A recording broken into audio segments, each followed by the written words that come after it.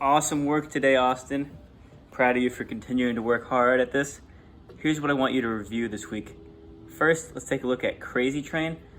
Thinking about keeping that index finger down on that second fret of the E string for the entirety of that first bar, and then having that ring finger down as long as we can. So,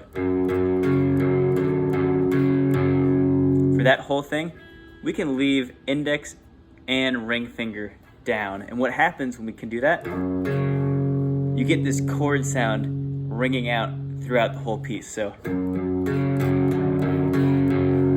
then when I take my hand off, you can actually still hear that chord. If I'm picking it up as I go along, you still get the melodic shape, but it doesn't sound quite as powerful as when you can let it sustain. So I want you to focus on letting that sustain and ring out.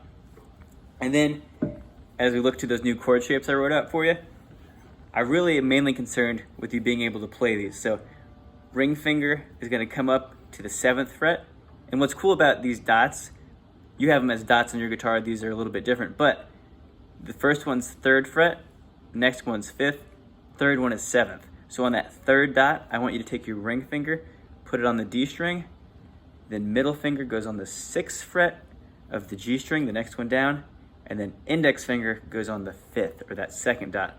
So we're just making a little diagonal shape. And we're gonna play that along with this open A string.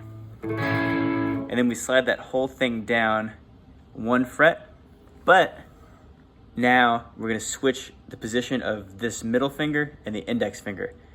So we're gonna have 6th fret on the D string with your ring finger.